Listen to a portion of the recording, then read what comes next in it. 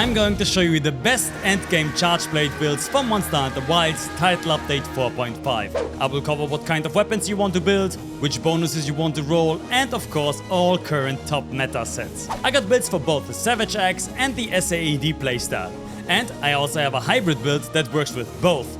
To top this off, I also got a special build against Arch-tempered Arkveld. And the best part, we don't need an RNG charm for any of them.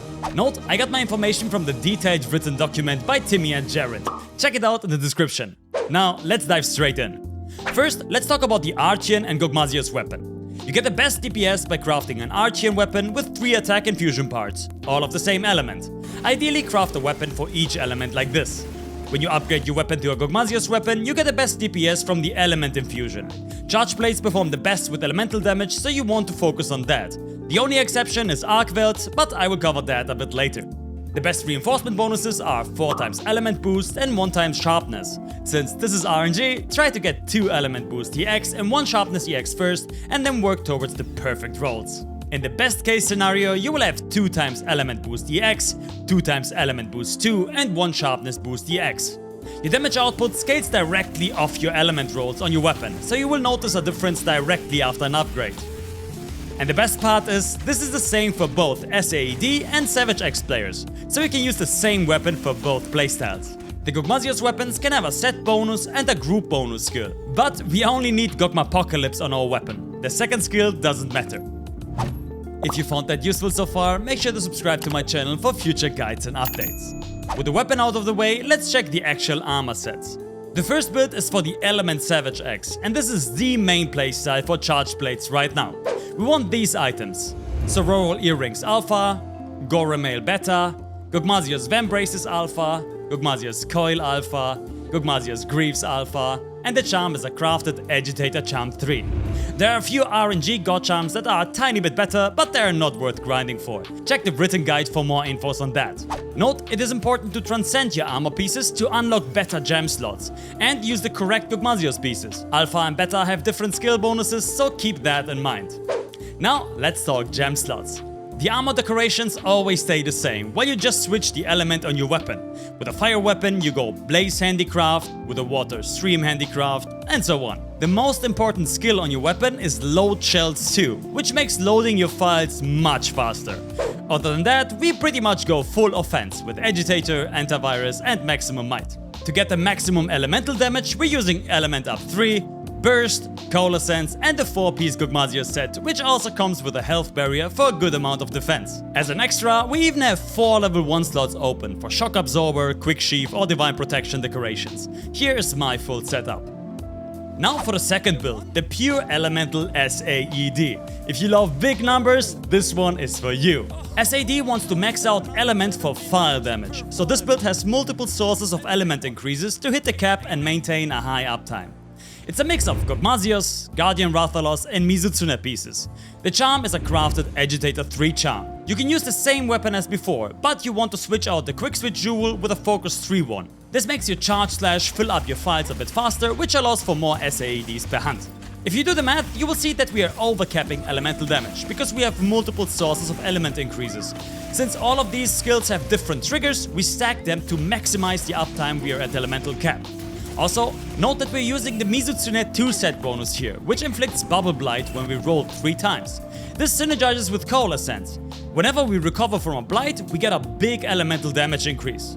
The uptime is almost 100% if you keep rolling 3 times whenever your Bubble Blight buff expires, so keep that in mind. We also have a few open level 2 and level 1 slots on this one, so you could get Earplugs level 2, Quick Sheath, Divine Protection, or other comfort skills. Check out my full setup here. Now, let's check my personal hybrid build that works for both Savage Axe and SAED. Thanks to Shabanakla for cooking on that one. We're combining multiple set bonuses: 4-piece gogmazios, 2-piece Fulgur Anjanath, and Mizutsune to reach elemental cap while still having a decent affinity in raw. Thanks to the Fulgur set bonus, we get a little extra stamina bar to have a higher maximum might uptime to increase our non-element attacks. To play this build correctly, you will have to utilize the Mizutsune set bonus by rolling 3 times every time your Bubble Blight buff expires. This procs Coalescence, which reaches elemental cap with a 4-piece gogmazios set bonus and burst. And thanks to the Fulgur Anjanath set bonus, we won't lose our maximum might buff. 4-piece gogmazios also gives us a health shield, so we can play peak performance for even more raw damage on our raw hits. And the level 1 slots can be slotted in with comfort skills like quick sheath or some defensive skills. This one is slightly harder to play than the other ones, but it works with both playstyles. Last but not least, the Anti-Arkveld build. This is the only one which needs a different weapon. Pure elemental damage is kinda weak against arch-tempered Arkveld, so we focus on impact files and raw damage. There are multiple viable sets which perform similar in terms of damage output. I got one that is easy to build and minimizes the RNG involved. First, the weapon craft. The Archean weapon wants 3 attack and fusion parts, all with dragon element.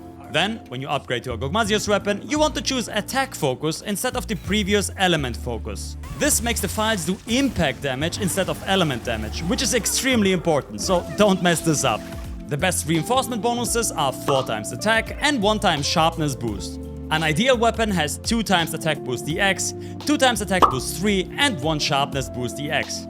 Try to get 2 attack EX and 1 sharpness EX first, and then try to upgrade gradually from here. The weapon skill bonus we're looking for is Jin the Heart's Revolt. The other one doesn't matter.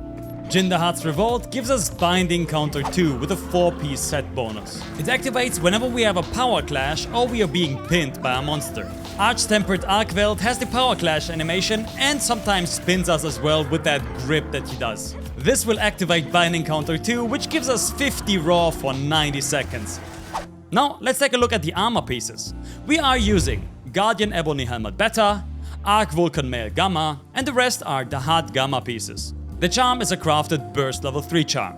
The decoration slots in the weapon are Artillery, Quick Switch, and Magazine. Ideally you have hybrid decorations with Handicraft on top of that for more sharpness.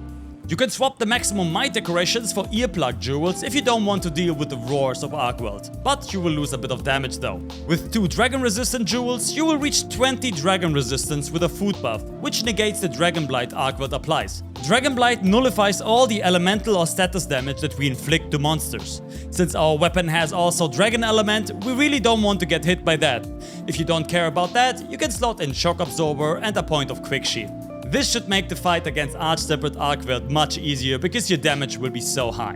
In case you need more niche builds, make sure to check out the written guide. If you're wondering why I didn't cover status builds like Paralysis or Blast, they're just so much worse than Element. Sadly, high difficult monsters with 8 star or higher have an extremely high threshold when it comes to status. This means you will proc only 1 paralysis per hunt, which makes you lose so much more damage if you had an element on your weapon instead. You could still play it, but keep in mind that you will lose out a ton of damage. If you need a refresher on Chargeblade, here's my no bullshit guide for it. Did I miss anything important? Let me know in the comments or catch me live on twitch.tv/NinoMMO. Thanks for watching, bye bye!